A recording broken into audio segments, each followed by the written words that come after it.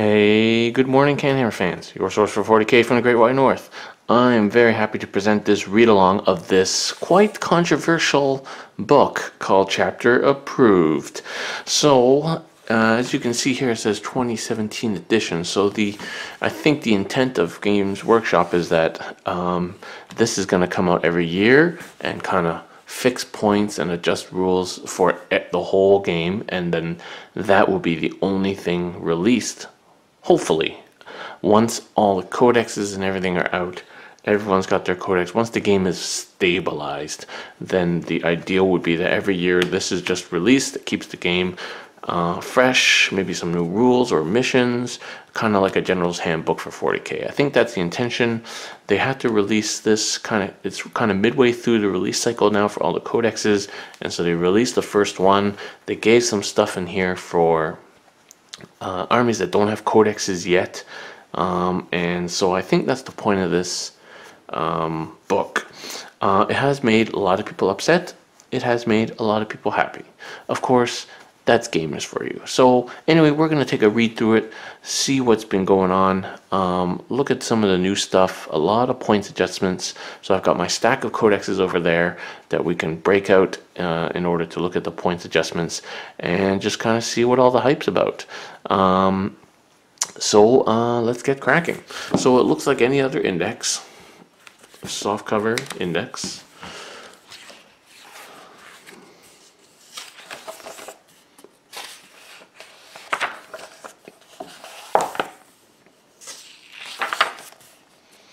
So the first section is on open play, and there's a section here on Apocalypse. So let's have a look.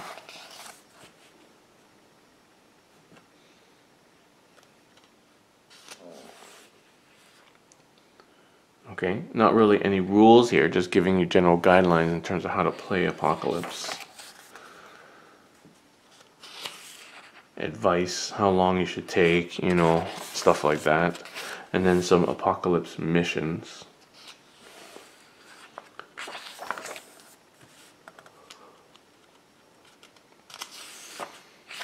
We won't go too far into the Apocalypse missions. Just to let you know, there will be an Apocalypse game coming up in the new year. And yeah, that's going to be good fun. Okay, so here is how to create your Land Raider. What's interesting is the Terminus Ultra is now here in open play. So it's been taken out of the match play index, codex, and now it's here as an open play model. So does that mean that you can't use the index version of the Terminus Ultra now in match play?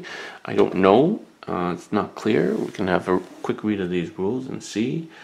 So yeah, so when you make your Land Raider, what you do is you take a base Land Raider and you select the primary sponson weapons, and that will determine your transport capacity. So for example, if you take twin las cannon, your transport capacity is 10.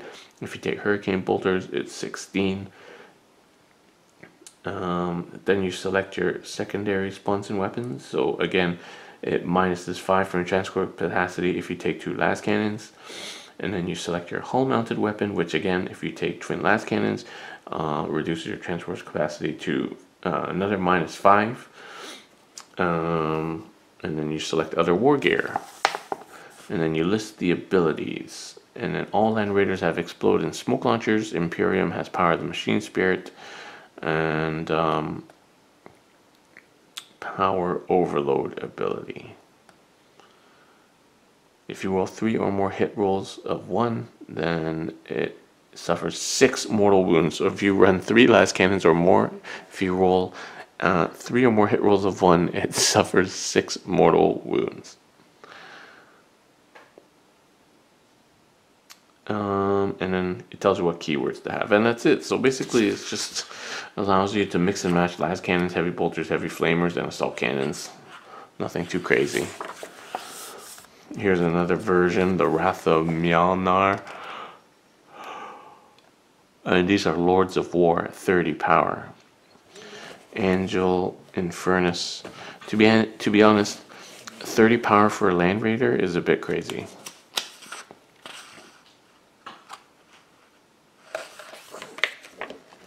Alright, here's the Dark Ages version, the Solemnus Aggressor. It has twin assault cannon, 2 heavy bolters, and 2 hurricane bolters. Oh, interesting. So actually the hurricane bolter, it's like a sponson in front of the back sponson. That's how they've done it. It's pretty funny. And I'm guessing that that is probably just from a Razorback. So that's interesting. Still has a transport capacity of 11. And Hades Diabolus. Alright, anyway, enough about Land Raiders. Fun as that is, I don't think I'm going to be doing that. Here, narrative play, planet strike missions, some stratagems and special detachments for planet strike, and some new planet strike missions for those narrative players out there. And some special deployments for planet strike, so you can see these kind of castles and stuff. Stronghold assault, again, detachments, stratagems, stronghold assault missions. Here comes Reggie, you can hear him snorting, and how to do linear campaigns for planet strike and stronghold assault. And then some new rules for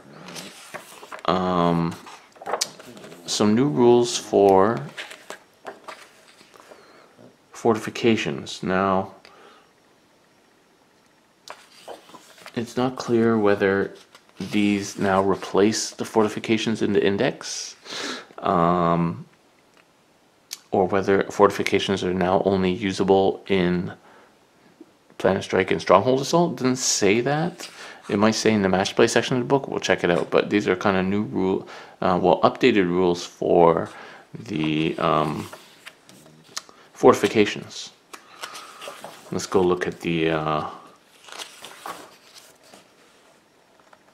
Void Shield, immobile, 5+ involved within 6 inches. Toughness 8, 18 wounds, 4+ save. Sky Shield landing pad. Toughness 8, 20 wounds, 4+ save. At the start of your landed, shielded all models that are on top of the landing pad at 4+ invuln.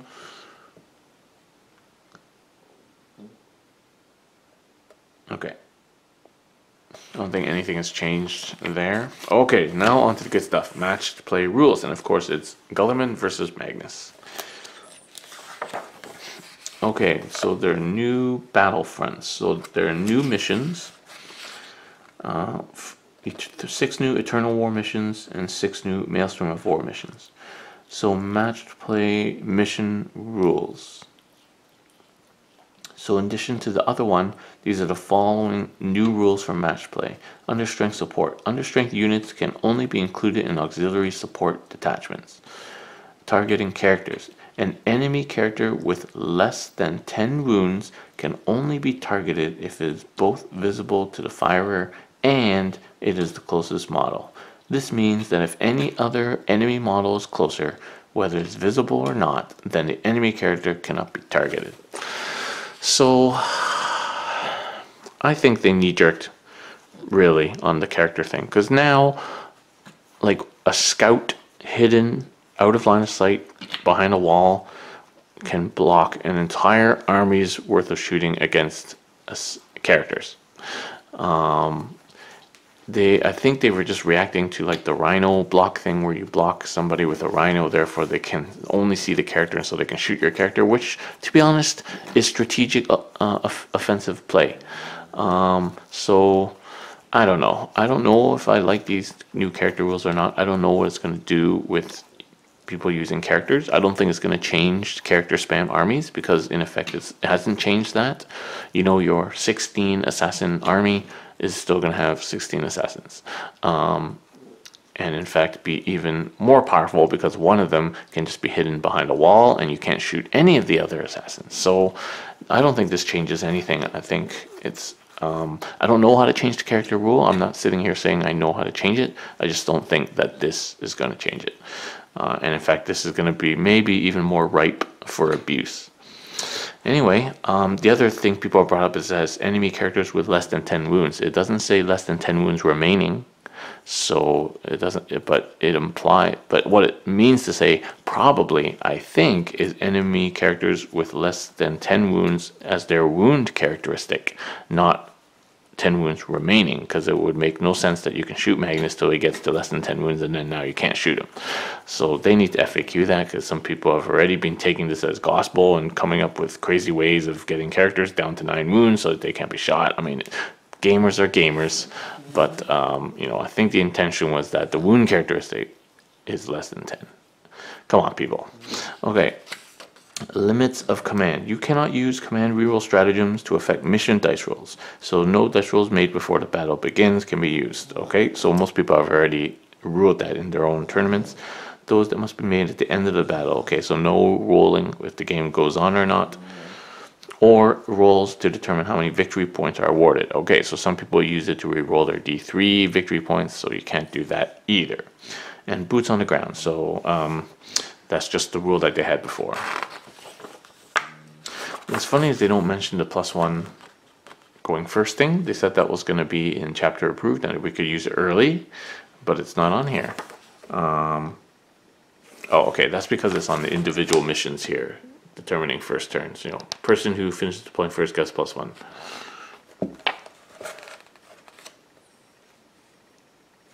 Okay, so here's new missions. Eternal War, Frontline Warfare.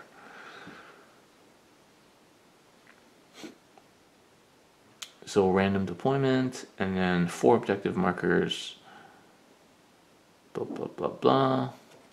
Usual thing, victory conditions is season control. Each objective marker is worth a number of victory points to the player who controls it. Player controls an objective marker within 3 inches. The number of victory points, it depends on the location. The objective marker in your own zone is worth 1. Okay, so this is like 1 in your zone, 2 in the middle, and 4 in your opponent's zone. Okay, that's the easy one. Okay, resupply drop. 6 objective markers. They can be anywhere on the battlefield. First turn, supplies incoming. At the start of the 3rd battle round, the player who has the next turn selects 3 objective markers. These are alpha markers. The remaining 3 are beta markers. That player then randomly selects an alpha objective marker, rolling a d3. The other 2 are removed from the battlefield. This is a mission roll, so it cannot be re-rolled. At the start of their opponent's next turn, their opponent does likewise for the beta markers. After this is done, there should be only 2 markers. These are the supply markers. Victory conditions. At the end of the game, each of the 2 objective markers left on the battlefield is worth 3 points. A player controls an objective marker if they have models within 3. And that's it. So you have to control your randomly determined supply marker. Scorched Earth. This sounds a bit like the AOS mission. 6 objective markers. Each player scores 1 victory point at the end of each of their turns for each objective marker they control. If an objective marker is within the enemy zone, you can destroy it and you score D3. So that's exactly the same as the AOS mission. Dominate and destroy. So this is again 6 objective markers. Each player scores 1 at the end of each turn for objective markers to control. Each player scores 1 victory point for each enemy unit that is destroyed. And that's it. So it's just kind of like kill points. And Ascension. 3 objective markers. The first one is at the center. 1 more marker anywhere in the battlefield as long as the center of the marker is 18 inches from the center. Okay? And 12 inches from both players' deployment zones, and more than 12 inches from the center of any other objective marker. Okay, so it's kind of setting up your 3 places of power, basically. Ascend. Each player scores 1 victory point at the end of each turn for each marker they control. If a player has a character within 3 inches, they control it. So characters are OBSEC. If characters control the same objective for more than one of their turns, the number of victory points scored is increased. Score 2 victory points at the end of your turn for an objective marker. 3. Okay, so it's basically three places of power with characters. Kind of stealing from AOS here, guys. A bit lazy. Roving patrols. So this one objective marker at the center, then one more in their deployment zone, and then take and hold. Okay, so this is like Emperor's Will with one in the middle. Oh, reserve forces. Okay, so first turn deployment.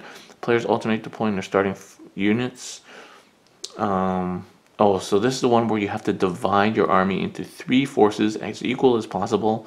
One starts on the field, and then at the end of your first movement phase on a 3+, you set up one of your reserve units.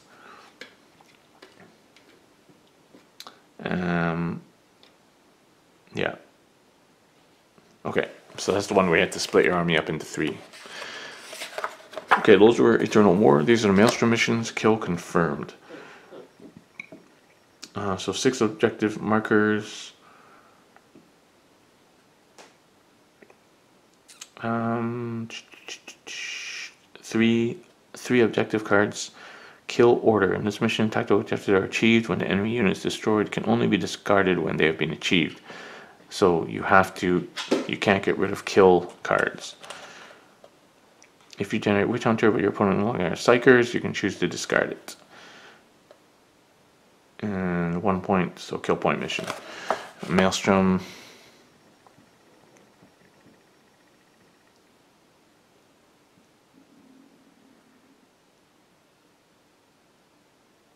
Alright, so this one is 6 objective markers.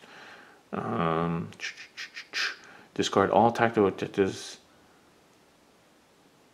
but to generate 3 new objectives. So at the start of each player's turn, before generating new objectives, all remaining objectives are discarded. You lost your window of opportunity. And then so you get 3 more. And then you can use a stratagem for 2 CP to select one that won't be discarded, and then generate 3, so you'll have 4. And battle length, yeah, victory conditions, same. Okay, so that's an interesting one. Tactical Gambit. So 6 objective markers.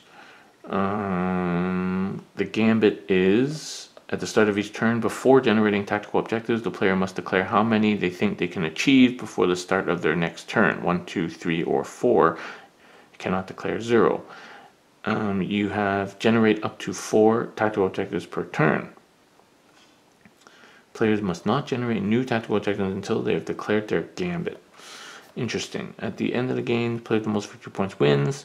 At the end of each player's turn, the player must count how many tactical objectives they have achieved and compare it to their Gambit. If they achieved at least that many, they score a number of victory points equal to the number they declared. If they achieved less, then they don't score.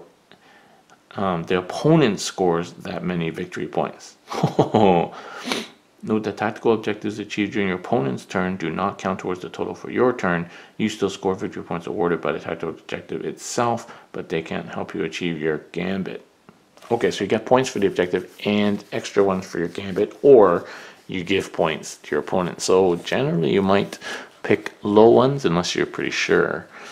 Race to victory. 6 objective markers. The mission uses tactical objectives. If at the start of a player's turn they have fewer than 3, they generate up to 3. In this mission, the players are attempting to achieve 10 objectives before their opponent. The game ends at the end of the battle round in which either player has achieved 10 objectives. Otherwise, at the end of battle round 5, you roll off for random game length. At the end of battle round 6, the player had the second turn rolls d6. This time the game continues on a 4+, blah blah blah. Always ends up at around 7. Designer note: the target of 10 tactical objectives assumes that players are using armies with points limits between 1,000 and 2,000 points. Okay, if it's less, then use 8. If it's more, use 12. So first player to achieve their 10th tactical objective scores 3 victory points. Interesting. Sealed orders. 6 objectives. So at the start of each player turn, they generate 6 objectives. At the start of a player's subsequent turn, they have no active tactical objectives remaining. They generate new ones. The first time a player runs out of tactical objectives, they generate 5 new ones. The second time they run out, they generate 4 new ones. Okay, so you get 6, and then you don't get any until you get to 0. I think that's how it goes. Secret orders. In this mission, players keep tactical objectives secret from each other, only reveal them when achieved. And there's a stratagem, 1 CP. Use the stratagem at the end of your turn to discard 3 of your tactical objectives. And okay, so it's like the secret one that we used to have. Recon. So again, 6 objectives. If you have fewer than 3 in your turn, you generate up to 3. Reggie snorting here. Reserve forces. So this is the one where you divide your force up into 3 again. Any unit not set up at the start of battle starts the game in reserve at the end of your movement phase, blah blah. So it's the same as the other mission.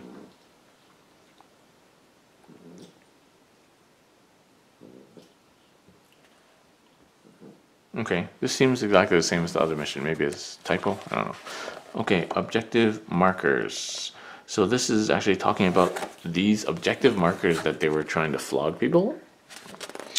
What about the prizes? Painting. Bases. So 25mm bases will suffice, but to make them really stand out, 40mm base. Numbering. Okay, this is just like how to make objective markers. There's no rules in here. And these are just some examples of the ones that they sell to help you make objective markers. Oh, some examples of objective markers. That's pretty cool. It's pretty cool. No, I like it. It's just giving you hobby ideas on making objective markers, which is cool. Yeah, I like that. You know, these are just bits off the Gorkanaut there that you can use for objective markers. Okay, good stuff now. Faction rules. So this section, since the publication, several codexes have been released. Each codex provides players, blah, blah, blah, blah, blah. Several codexes have not yet been published, so not all factions have access to these rules. This section is designed to give these players a set of rules to use in the interim. The section lists additional rules for specific factions. Thousand Sons, Harlequins, Deathwatch, Genestealers, blah, blah, blah. Abilities. So they get OBSEC, troops get OBSEC, they warlord traits, they get relic, and they get stratagems and psychic powers and keywords, blah blah blah. Okay, so sisters, what do they get? Sisters get warlord trait, inspiring orator, reroll failed morale test for friendly adeptus sorortus within 6. The relic is the blade of admonition, model with a power sword only. The blade replaces the power sword and is basically a +2 -3 3 damage power sword. Not too bad. If you're going to do that, might as well. And 2 new stratagems for 1 CP, martyrdom. So use the stratagem at the end of a phase in which a character died. Adeptus sorortus character from your army has been slain. Remove that unit from the battlefield, which is weird. So are they telling you not to remove the character until the end of the phase? I don't think it really affects how it plays, to be honest, but that's interesting wording. Remove that unit from the battlefield, roll d6 on a 2+1 unit, not within any range. Any 1 unit with acts of faith can perform an act of faith. That's pretty good. It's like a sister's soul burst. Okay, suck it, Yanari. Purity of faith. So for 1 CP, enemy psyker within 24 inches is denied on a 4+. So I really like that. So what's interesting... So I was going to say you can splash Adeptus Sorortus for this stratagem. It's not quite as good as splashing Black Templar for a 4+ deny, but okay, Deathwatch. Oh, Deathwatch. I don't even know what's going on with Deathwatch. So Bane of Monstrosities, reroll failed wound rolls for your warlord when attacking vehicles or monsters. Okay. And the relic they get is the Beacon and Jealous. Once per battle, at the end of your movement phase, the bearer can use the beacon to teleport a unit to his position. Select infantry or biker, and that's on the field or in the teleportation, set it up wholly within 6 inches and more than 9 inches from the enemy. So, okay, that's not bad, I guess. And so Clavis for 1 CP. Use this stratagem in your fight phase. Enemy vehicle within 1 inch of a Watchmaster on a 2+ suffers D3 mortal wounds. It's like a little character smite. Death to the alien. Use the stratagem before a Death Watch unit which is chosen to attack. Each time you make a hit of 6+, it targets a unit that does not have the Imperium, Chaos, or Unaligned keyword. Immediately make an extra attack. Alright. Drukari. The following rules cannot be used for any units in a detachment that contains units with the Ynnari keyword. So the warlord trait, there's different warlord traits for Witch Cult, Homunculus, Coven, and so Blood Dancer. So Blood Dancer's for Witch Cult. Each time you roll a 6+ hit roll, it cause 3 hits instead of 1. It's pretty decent. Master Regenicist. Is that a word? Regenicist? This is for Homunculus, Covens, Warlord, heals D3 at the start of each of your turns. And Hatred Eternal. This is Drukari Standard. Reroll hit rolls and wound rolls of 1 for Warlord and fight phase. And the relic they get is called the Parasite's Kiss. This is replaces a Splinter Pistol only. It's a Strength 1, -2 AP, 2 damage, but it wounds on a 2+, and less vehicle, in which it wounds on a 6+. And if you kill something, you get a wound back. Not bad. And the stratagem they get is Webway Portal for 1 CP or 3 CP. Okay, so this basically, during deployment, you spend 1 CP, you set up Infantry, Biker, or Beast in Deep Strike, basically. If you spend 3 CPs, you can set up 2 units. And then they Deep Strike. So that's not too bad. You can only use this stratagem once per battle. Okay, so they get their Webway Portal, which is pretty good. Genestealer Cults. So here's the warlord trait, Focus of Adoration. Friendly Genestealer Cult infantry units can perform heroic intervention while they're within 6 inches of this warlord, even if they are not characters. Okay, I guess that's, I don't know how useful that is, to be honest. And the relic they get is Icon of the Cult Ascendant. Add 1 to the strength characteristic of friendly Genestealer infantry units while they're within 6 inches. Now that's good. Ho ho ho. Oh, Strength 5 Genestealers, and then you put the strength on beyond. Strength 6 Genestealers with a unit with like 100 attacks. Strength 6. That's good. I really like that. +1 Strength Genestealers, Pure Strains. Oh, I like that because you know Strength 4 is one thing, but Strength 5 is another thing, and Strength 6 is another thing. Strength 5 to 6 maybe not as big a jump, but Strength 4 to 5 is a big jump. Wounding target T8 stuff on 5s instead of 6s. I think Strength 4 to 5 is a good jump. And the stratagems. So Return to the Shadows. They get Return to the Shadows back, as I knew they would, and hopefully it's going to be fleshed out in the Codex. But 1 CP, use this stratagem at the end of your movement phase. Genestealer Cult's infantry that is more than 6 inches from any enemy models, and they couldn't have just come in. Remove that unit. At the end of your next movement phase, they can return using Cult Ambush. Of course, you can only do that for 1 unit a turn because it's a stratagem you can only use once, which is unfortunate. But still, that brings us back to Return to the Shadows. However, it doesn't restore them, but it's still pretty good. Meticulous Uprising. So use this stratagem before rolling on the Cult Ambush table. Roll 2 dice instead of 1 and choose either of the results. If the unit you're rolling for is a Primus, you roll 3 dice. So this stratagem here basically almost guarantees you a good roll. Especially if you're running a Primus. Well, it doesn't, but you know, there's better chances of not ending up with the fluffer rolls on your Cult Ambush. So these are great stratagems. I can't wait for the Codex. I think it's going to be good when the Codex comes out. Give them back a lot of the flavor that they lost in the Index. Okay, Harlequins. So Harlequins cannot be used, of course, with Ynnari. Luck of the Laughing God, reroll hit rolls of 1. Relic is the Mask of Secrets. The bearer increases leadership by 1. Enemy units reduce their leadership by 1. Not bad. And they get Webway Assault as well. Infantry or Bikers only. Of course, they don't have Beasts. And 3 CPs for 2 units and only once per battle. So same as the Drukari one. Prismatic Blur for 1 CP. Use this stratagem after a Harlequin unit from your army has advanced. They get a 3+ invuln until the start of your next turn. That's pretty good. Of course, just 1 unit, but that's pretty good. It's already hard enough to kill these guys with everybody having 4+ invulns. That's good. Reggie's coming to check out chapter approved. What do you think, Reggie? Do you approve? Is it Reggie approved? Imperial Knights. So I guess people complained that all they got is a few crappy things in the AdMech book. So here they are. And I guess maybe they'll be getting a codex, or this is it. Who knows? Some people think that some of the factions in here are not getting codexes, like Sisters or Knights. If your army's Battleforge includes Questor Imperialis or Questor Mechanicus, they can use this stuff. The Warlord trait is add 1 to Warlord's attacks characteristics, and the relic is the Ravager, replaces a Reaper Chainsword. This is a +6 strength, -3 AP, 6 damage Reaper Chainsword with reroll hit rolls of 1. So I guess that gives you a use for your Reaper Chainsword again.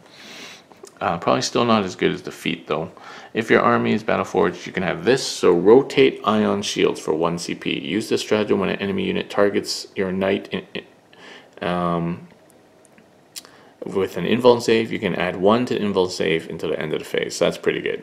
And you know, unless you're running multiple knights, you're only going to use that once a turn. So that's pretty good. Necrons. All right, Necrons definitely need some help. Necron character other than a Satan. Reduce any damage inflicted on your Warlord by 1 to a minimum of 1. That's pretty good. And the relic is Veil of Darkness. Once per battle at the end of your movement phase, the bearer can use the Veil of Darkness. When they do, set up one friendly Dynasty infantry unit within 3 inches of the bearer are removed from the battlefield. Then set up the bearer and the second unit you choose anywhere on the battlefield more than 9 inches from the enemy model. Pretty good. It's like a little warp. I like a little bit of flavor about the Necrons, so hopefully they develop that in their codex. Repair subroutines for 2 CP. Before you make any animation protocol rolls, cannot the units gain reanimation protocols? There you go, until the end of your turn.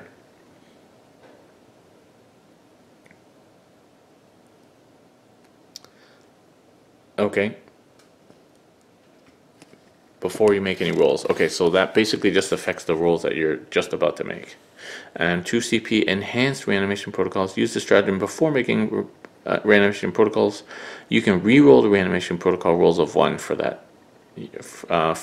unit this turn. So just for a unit for 2 CP. That's good. I think they're a little bit expensive for 2 CP, to be honest.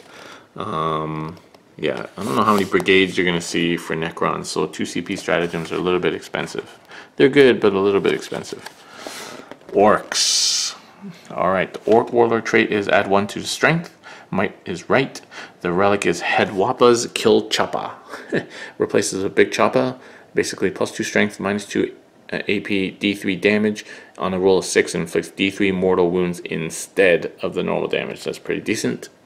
The stratagems Mob Up. This is a good one.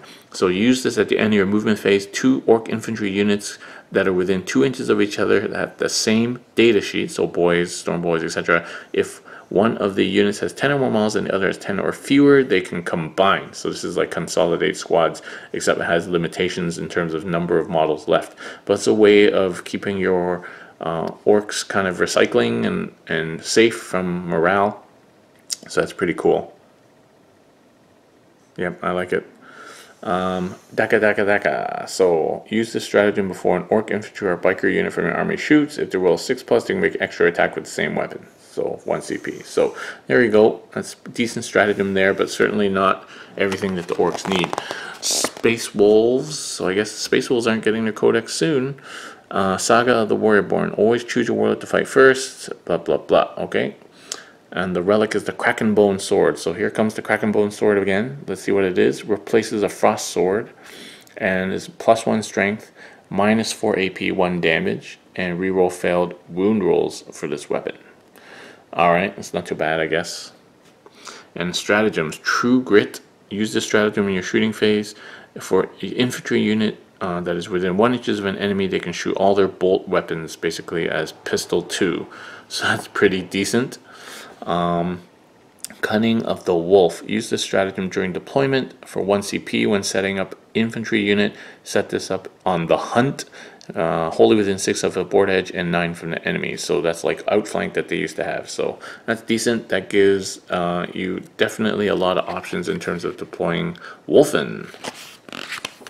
Wolfen are so fast anyway. Tau Empire. Tau really needs help. Man, some people were mad about Tau with this book. Okay, Warlord trait. So Kauyon or Monka. Kauyon reroll fail hit rolls for your Warlord if they have not moved, and Monka is advance and shoot if they haven't moved.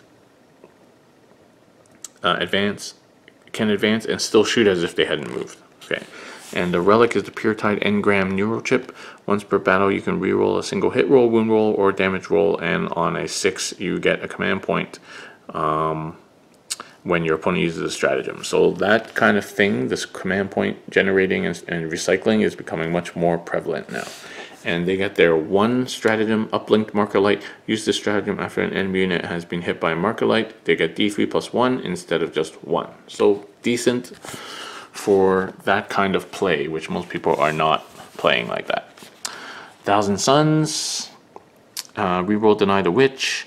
The relic, basically, if you roll a double when making a psychic test, your bearer cannot attempt to resist that psychic power with a Deny the Witch test. Note that the psyker will still suffer Perils of the Warp on double 1 and double 6.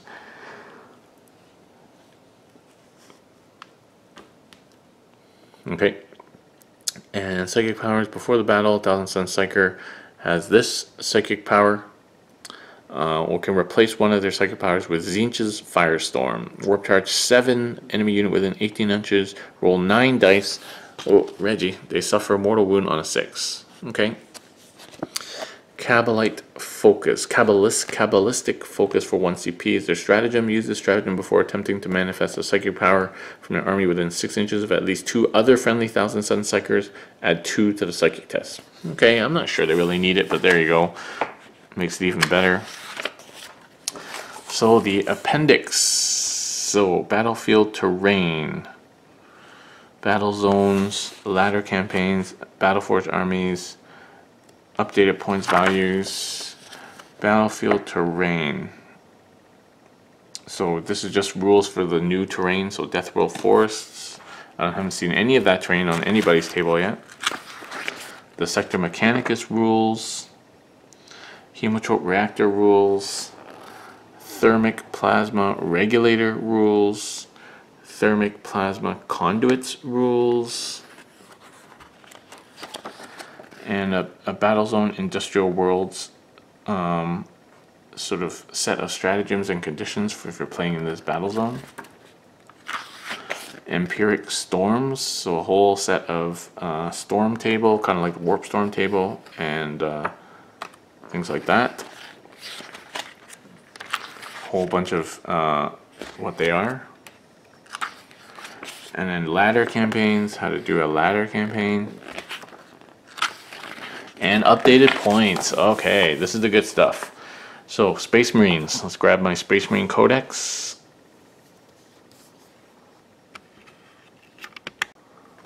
Alright, let's see. Aggressors have gone to 21 from 25. Does that make them better? Yes. Does that make them good? No. Chaplain and Terminator armor goes down to 100 from 115. Still not good. Drop pod 83. So the drop pod has gone down to 83 from 93. Still too expensive. Let's see. How much is a Rhino? A Rhino is now... did not change. So a Rhino is what, 60 something? Rhino 70. So the drop pod needs to get to at least the Rhino level of points, if not below, for us to start seeing drop pods again. I think, personally. So 83 is still not low enough for the drop pod. Inceptors at 25. So Inceptors, Inceptors, which one are the Inceptors? Oh, they're the fast attack guys. Okay, so Inceptors were 30, and now they're 25. Still too expensive. Intercessors 18, now they were 20, now they're 18. Still too expensive. So sorry Primaris, you're still not in the game. Librarian 88 from 93. That's a nice change. Librarians were a little bit expensive. Librarian Terminator armor similarly down from 143 to 120, and the jump pack down to 112 from 116. So it makes librarians a little bit more palatable. Razorback down to 70. No, Razorback was 65, now it's up to 70, which I think is a reasonable change. Although, you know, a Razorback is really pretty similar to Rhino and actually has less transport capacity, so you're actually paying more for almost the same thing. And it's really the weapons that make the Razorback better, so you should just change the weapons, which I think they have. But, you know, the Razorback and the Rhino should kind of be the same price. Stalker, 75. I think these all came down because nobody was using these things. Also, where's the Stalker? I can't even find the Stalker. What's it, heavy support? So yeah, 80 to 75. Storm Raven 192, and the Storm Raven was 172. So the nerf of the Storm Raven continues. It's gone up 20 points to 192 from 172. It's actually more expensive than a Fire Raptor now. The Fire Raptor is 190 now, as we'll see later on. So if you are allowed Forge World, there's no reason to take Storm Ravens over Fire Raptors unless you want to carry transport capacity. Okay, Terminator Cell Squad 26, down from, what are those guys? Heavies? Elites. Down from 31. Still, Terminators are still too expensive. Terminus Ultra's in here, 250. Don't even know what that was before. Terminus Ultra. I don't know, I can't find it. Doesn't matter. Nobody's using it. Vindicator 125, that's down from 135, and the Whirlwind is 70, down from 75. So there you go. Most things have come down in price to try and get them on the table, except for the Storm Raven, which has gone up. Assault Bolter. I'm not sure what an Assault Bolter is, but it's gone down from 15 to 10. Assault Cannon went up to 22 from 21. And the Twin Assault Cannon went up to 44 from 35. So, you know, if one Assault Cannon was 21, there was no reason for a Twin Assault Cannon to be only 35, right? Like, why are you giving people a discount for having twice the amount of firepower, you know?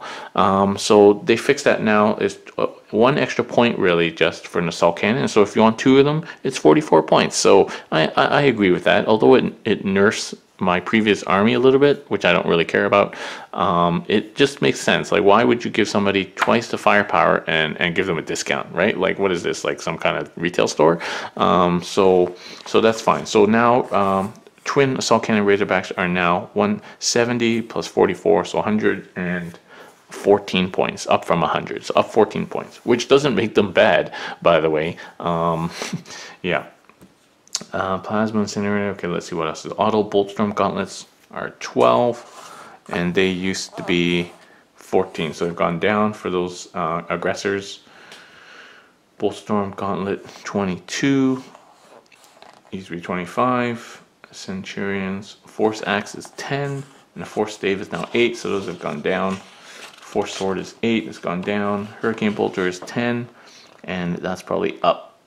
Yeah, so Hurricane Bolter went up, you know, 150% from 4 till 10, which is what it needs to be, because it's a pretty strong weapon.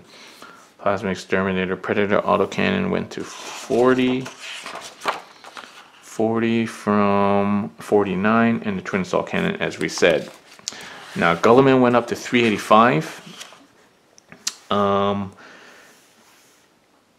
from 360, so he only went up 25 points, which is reasonable. I would have liked to see him closer towards 400, but 385 is reasonable, I guess. And Kronos went to 40. Sergeant Kronos went to 40 from 35, so he went up. Now, my only issue with this whole points thing is now we're back to 7th in terms of books. So for me to write an Astra Militarum list, I need the Codex, and then I need any FAQs, and then I need this. And that becomes cumbersome. So everybody has to own Chapter Approved. You can't turn up to a tournament without a copy of Chapter Approved, because that's where your updated points are. You know, you have to check both books. So it becomes a little bit cumbersome. Now, it would be nice if all the point values were in Chapter Approved, and then all you needed was a Chapter Approved to make an army for any faction, but then you still need the codex for the other sheets. So it's good and bad, you know. I'm not complaining that they're updating points, but you know, now you're back into the carrying multiple books thing again. What they really need, GW, is an app. Army Builder app that they can just update all the points automatically, and you can build your army there as well and keep an inventory. They can make a really nice app to make all this very easy, like the Age of Sigmar app. So that's what they kind of need. Okay, anyway, let's go forwards. Grey Knights. Let me get my Grey Knights Codex. Here it is with the recycled art. Tisk tisk GW. Alright, what's happened with the Grey Knights? So, Razorbacks and Storm Ravens and Terminators, same squad. So, Terminators were 46 and now they're 41. Still expensive. Assault Cannons, Hurricane Bolters, Twin Assaults as before. Okay, so that's it for Grey Knights. No other changes. Adeptus Ministorum, the Exorcist, 135. So that would be under Sisters. The Exorcist before was 160. So the Exorcist has gotten a lot cheaper. And Celestine went up from 150 to 200, but her Gemini went down to 25 each. So if you run her in the fluffy way with her 2 bodyguards, 250, that's unchanged. If you're splashing her into your army just as her one-off, then you're paying 50 points more, 200 points, which is fair because she's really strong. She was very underpriced. So the Eviscerator is now only 12 points, and that used to be 22. So the Eviscerator went down in half because people complain that, you know, these girls are still only hitting on strength 6 with the Eviscerator. Hand Flamer is down to 3. Hand Flamer was 6 before. Inferno Pistol down to 9, which was 12 plus 4, and Stormbolter is still 2. But the Stormbolter was 4 before. For some reason, their Stormbolter was more expensive. So Stormbolter's for 2. And a Mechanicus. So let's get my Codex Mechanicus.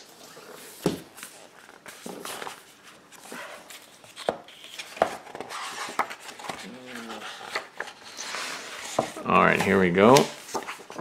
Fulgurite Priest went to 16 from 17. The Corpuscari Priest did not change. Cataphront Breachers are 30 points now. They were 35. Destroyers are 30, and they were 35. So that's a needed decrease in points. Those things were too expensive and haven't seen any of them on the battlefield. I don't think you still will, but it's better to be cheaper. Sicarian Infiltrators are 16, down from 18. Rangers are 7, down from 8. And Vanguard are 8, down from 9. Tech Priest Dominus 115, that was 125, and the Engine Seers from 40 to 35. So now that is again a super HQ, a cheap HQ now for detachments to use the Engine Seer.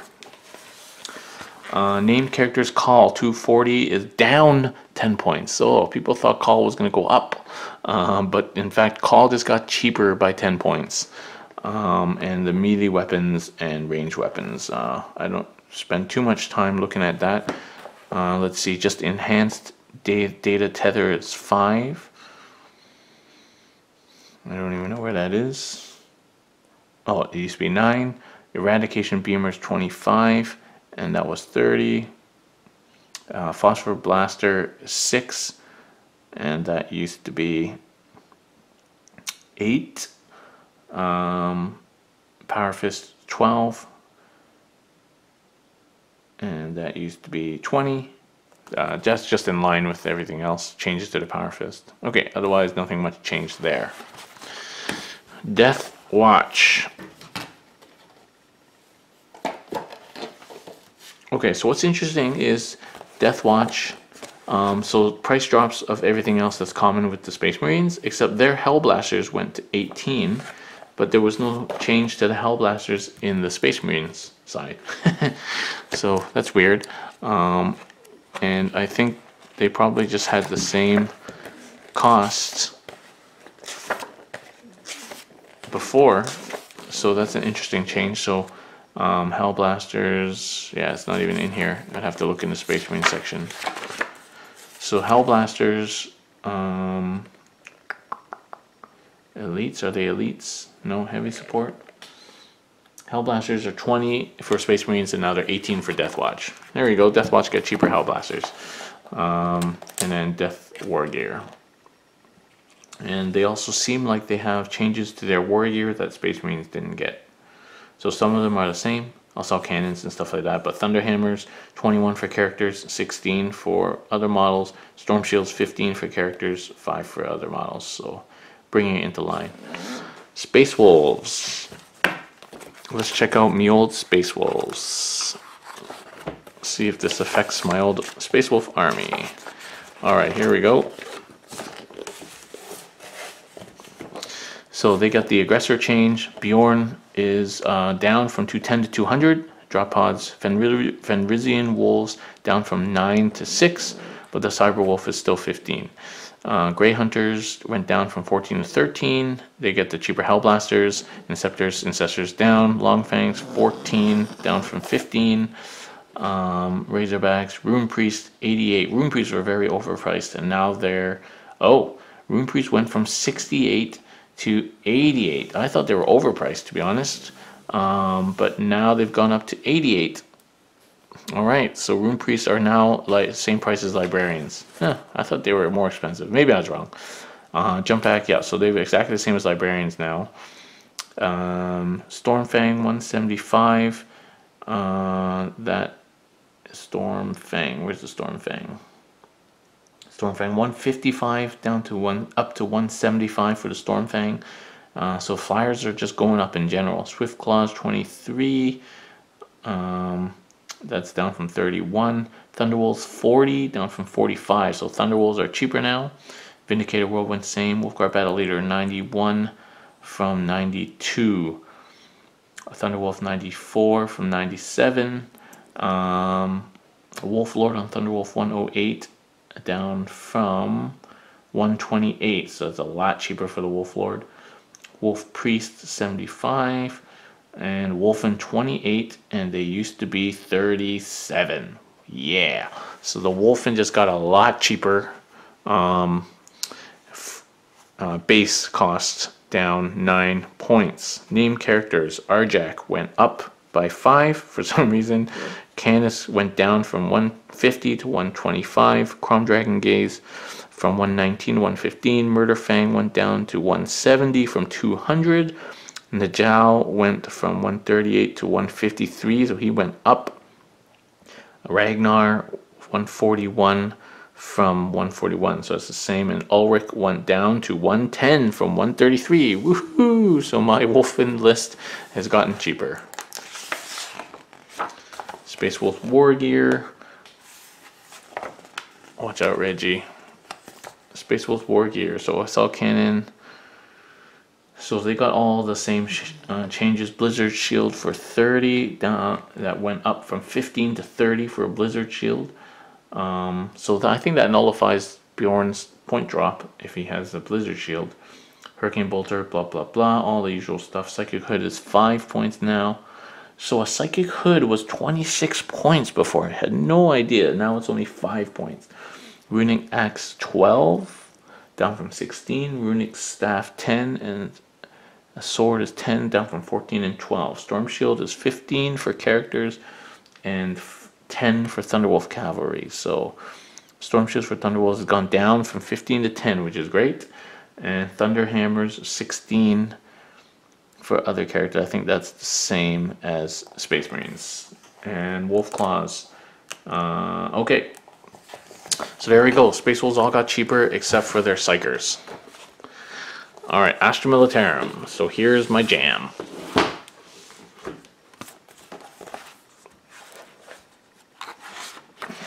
Incoming nerfs, I feel. Okay, so the Astropath went from 15 to 30. So probably no point. Astropath is not your cheap psyker anymore. Although 30 is still pretty cheap, but it's double what it had before. So not great. Conscripts got nerfed again, 4 points now instead of 3. So I think that may be the final nail in the coffin for conscripts. You're certainly not going to see more than 1 unit now as like a space holder or a screening unit. Manticores went up from 125 to 135, so that makes them 143 now with the heavy bolter on. So they're getting more and more pricey and less auto takes, but still extremely good. Primary Psychers went up to 38 from 28, but their force staff went down to 8 points from 12, so a total of 6 point increase from what they were before, which is fair because they were cheap, especially, yeah. Ratlings went to 7. And Ratlings used to be 5, so Ratlings have gone up 2 points a model. Torox went up to 50 from 40, and the Torox Prime went from 65 to 80, which I think are fair rises since they're pretty strong vehicles, especially with the weapons. And the Wyvern went from 85 to 95, again, strong vehicle. So some moderate changes across the board. People's lists are going to have to change, but nothing too out of the crazy, I think, actually. Reasonable. Autocannons went to 12 from 15. Force staff went to 8, as we already said. The hotshot volleys went to 7 from 6. So hotshot volleys went up 1 point. Meltaguns went to 12 from... okay, so they went up to 17 for 3+ ballistic skill models, kind of mirroring the plasma nerf. And power fists are 8 now, whereas power fists were pretty expensive before, I think. Yeah, they were 10, so now they're 8. The Gatling cannon went to 20 points from 18, so 2 point increase on the Gatling cannon. So total Torox Prime, DAC Torox Prime now is 80, is about 80 plus the Gatling, so 100 plus 2 hotshot volleys, 114 plus a Stormbolter, so 114 up from 95. So a pretty significant price increase for the DACA version of the Torox Prime. So that brings it on the same level as a Razorback. So is it the same level as a twin assault cannon Razorback? I don't know. You'd have to math it out. I mean, 20 shots, strength 4, 0 rend, 1 damage, and hotshot volleys, which have -2 rend, 1 damage, versus 12 shots at strength 6, -1, 1 damage. I don't know. You'd have to work it out. The Rhino's a little bit tougher to kill too at toughness 7. So, and you have to work it out. I don't know. Somebody math it out and post it below.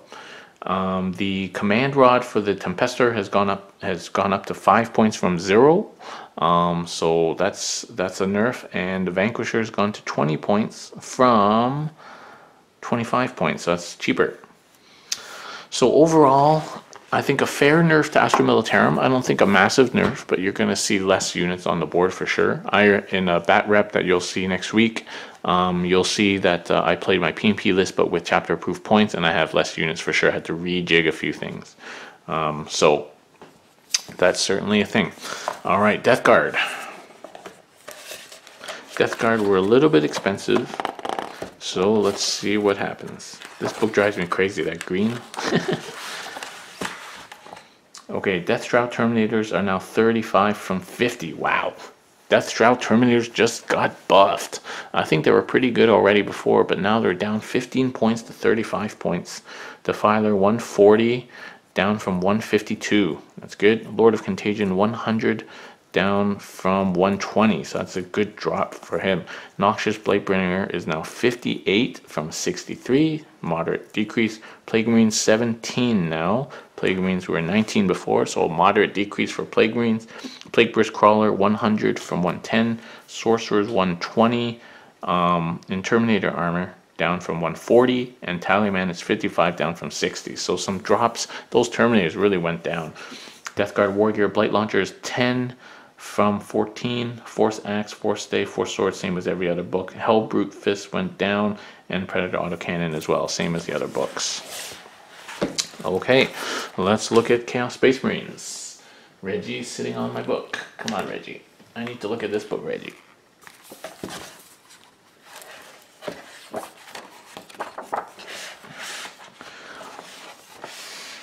Alright, here we go. Chaos Bikers down to 23 from 25. Vindicators down, of course. Defilers down, as we know. Horrors. So blue horrors are 5, which is the same as before. Brimstone horrors are still 3, so Brimstone survive yet another round of possible nerfs. Pink horrors 7, down from 8. So pink horrors down again, and blues and brims the same. So somehow Brimstones survive again the nerf bat. Lord of Skulls down to 380. I don't even know where that is. Where's the Lord of Skulls? Lord of Skulls.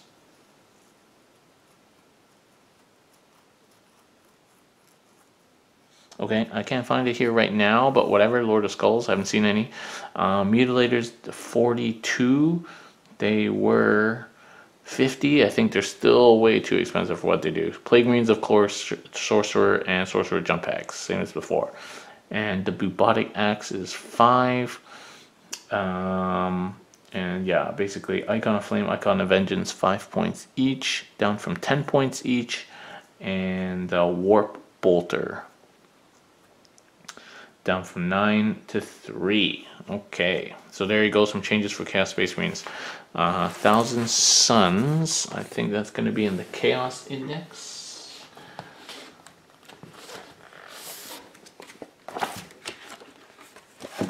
Yep, Chaos Demons, Heretic Astartes, 1,000 Suns. Okay, anyway, it's just the Sorcerer went down to match the Sorcerer from other books. So now on to Harlequins. Harlequins is Xenos 1.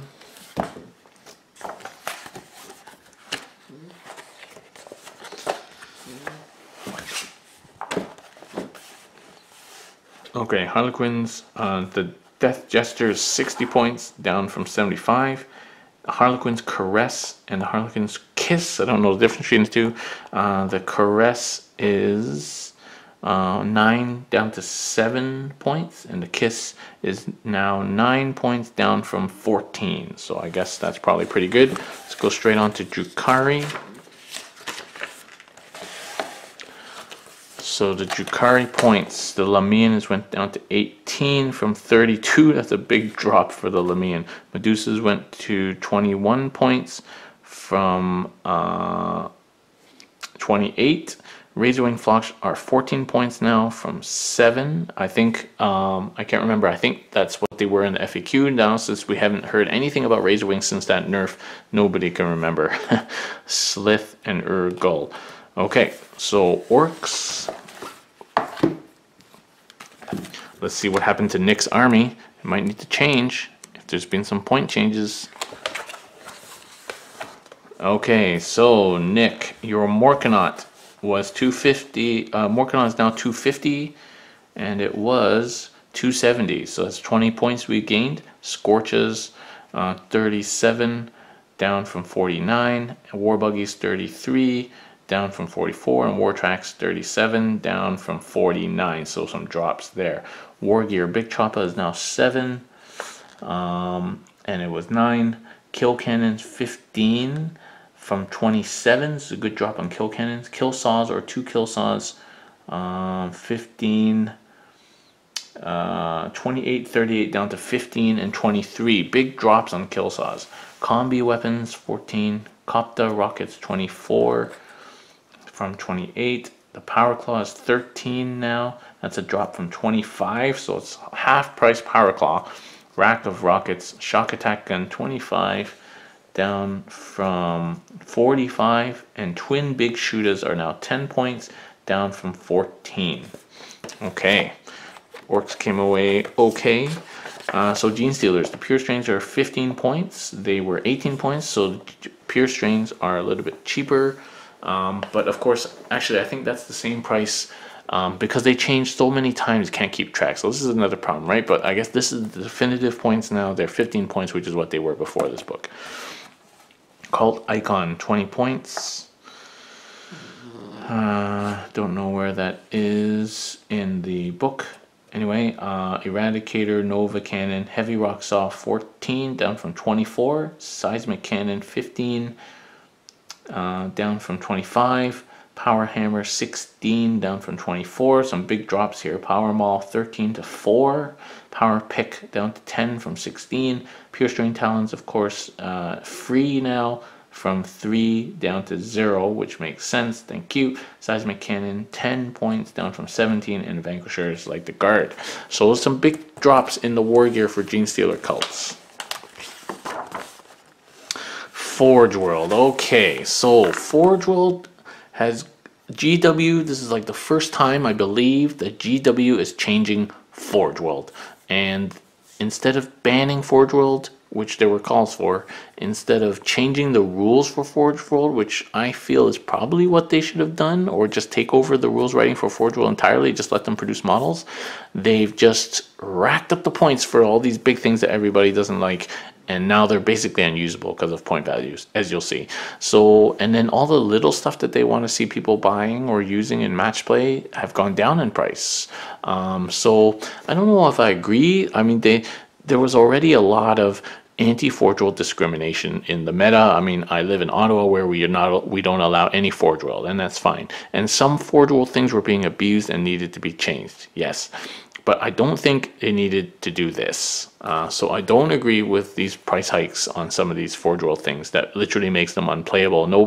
People who own them will never be able to play them again, like ever. And so it affects a lot of things that I own, which is upsetting, but whatever.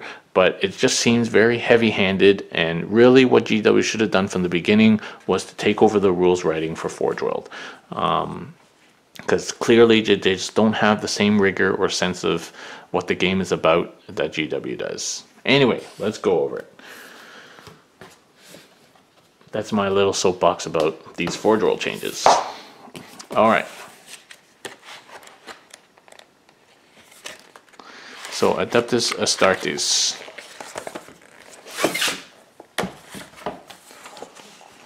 Okay, so the Cestus Assault Ram, which never hurt anybody, goes up to 250 from 220. So it doesn't even need to go up. Just leave it alone. What's the point of putting that up 30 points?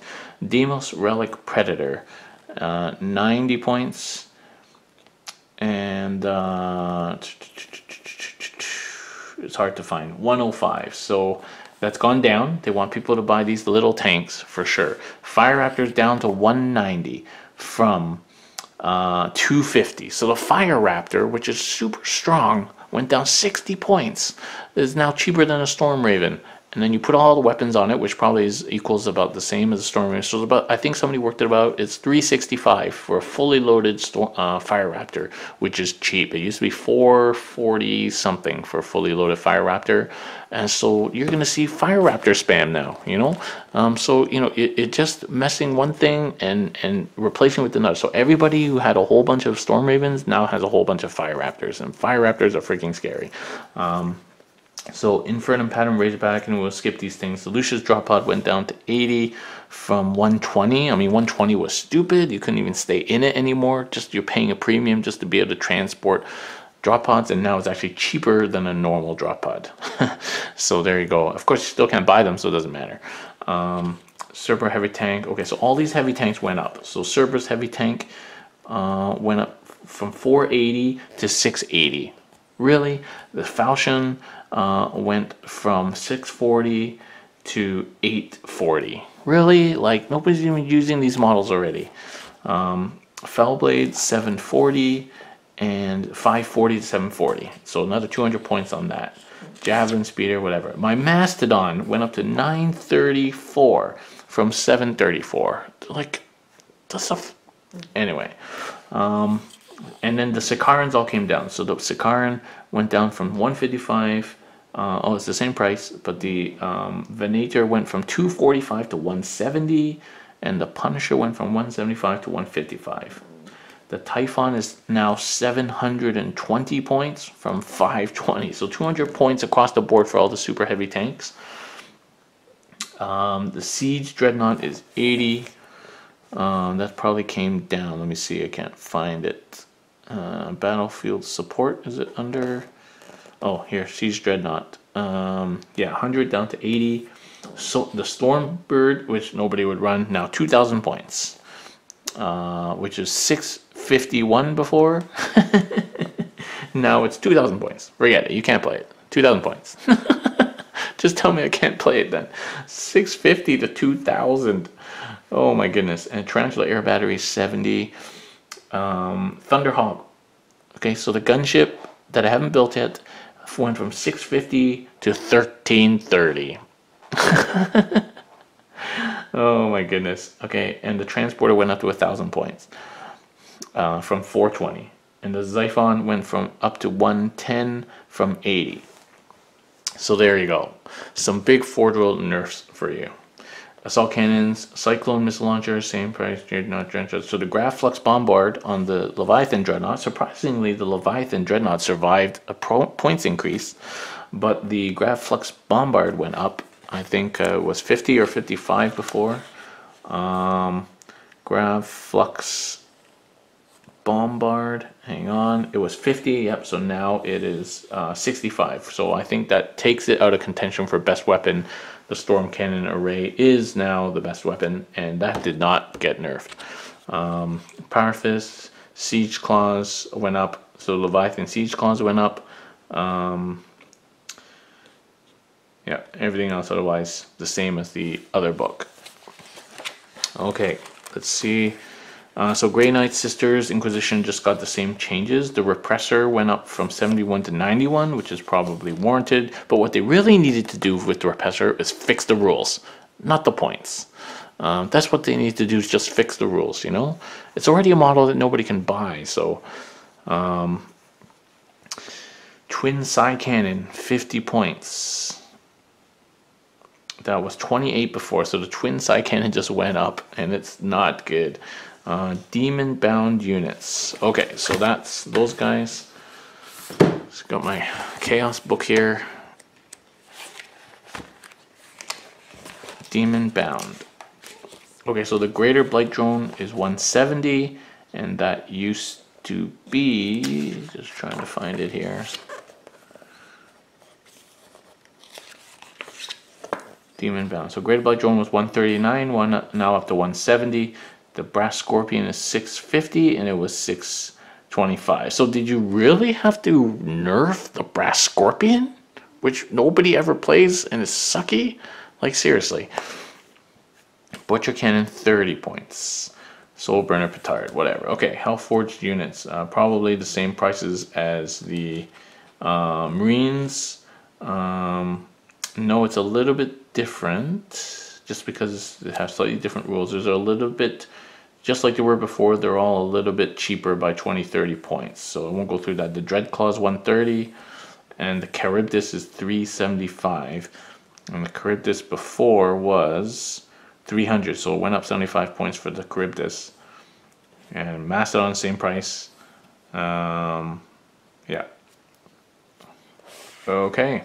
Hellforged War Gear, nothing much changed there. Arene Cult units, so their Fire Raptor is the same, and the same prices for their flyers. Okay, Lords of Ruin. Zoofor the Impaler went from 150 to 130. Never seen the guy, don't know what he looks like. Children of the Warp, okay. So, Super Chicken, Atos Rautocorez. Super Chicken went from 700 to 1500. Unusable now. Angrath the Unbound is now 888, and he was 700 before. So I think he's Nurgle? Possibly Nurgle. I know, this is supposed to be thematic for the, or no, he's Khorne, so he's 888. And then Giant Chaos Spawn went up to 150 from 75, which is good. The Mammon Transfigured is 220, and he was 180. Plague Toads, Pox Riders, Samus 170 to 220 down to 170. Scabathrax, the Bloated 777 now to be Nurgle from 610. Spine Chaos Beast, Urak the War Fiend 150, 170, and Zarak Canal is now 666. Slanesh from 460. So all those guys went up. Renegade Knight Porphyrion, 600 points. Heretic Titans. Okay. Let's go to Astra Militarum. So Medusa, Hellhound, Avenger, Strike Fighter, Cyclops. So the Cyclops went from 40 to 60, which is fair. It's pretty cheap. The Dominus Bombard, which nobody uses and there's no model for, went from 450 to 600. Ugh. Okay. Earthshaker batteries went to 115 from 80. So that's a price increase, a significant price increase for them. And the carriage went from up to 105 from 75, and but the guardsmen are the same. So 30-point nerf for the Earthshakers. And the Gorgon 300. Not that anybody was using the Gorgon mortar carrier. Let's keep going here, Reggie. Okay, hang on, Reggie. Quad launcher 85, up from 73.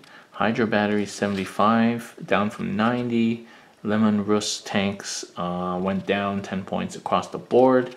Manticore battery 110, and it used to be 80, so the Manticore battery went right up. Medusa carriage probably went up. Yes, went up 20 points. Rapiers 80, they went up 10 points from 70. Salamander command tank 110, up from 75. So that's a almost 40-point increase for the command tank. And Thunderbolt heavy fighter, yeah, 100 points from 125. Okay. All their kind of weapon changes are the same as the Codex and Death Core. Death Core.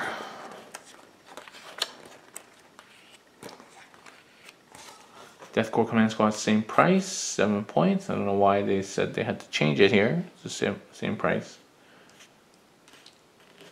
Engineer Squad 7, same price. Storm Squad 8.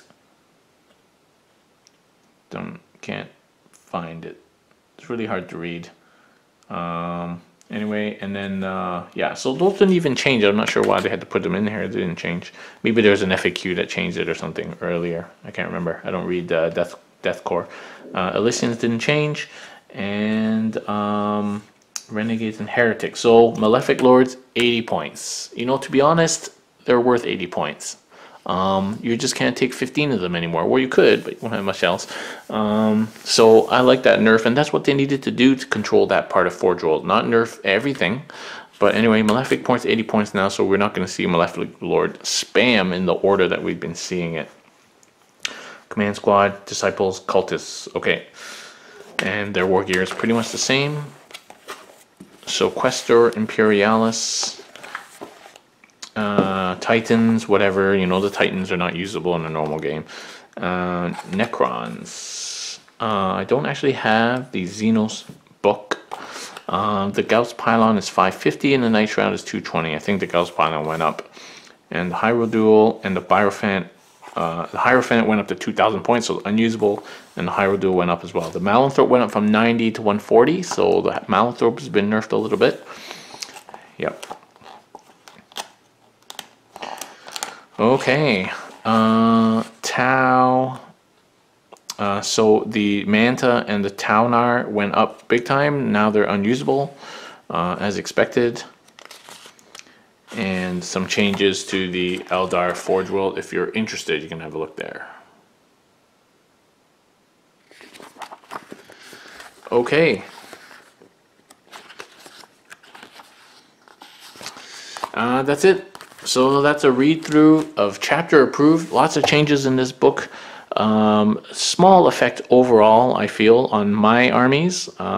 Just a small effect on my guard army. Not really a change to anything else. Obviously, Blood Angels, Dark Angels, Chaos Demons not in here because they're getting the next 3 codexes. So overall, not too bad. Just the giant nerf to Forge World is kind of annoying.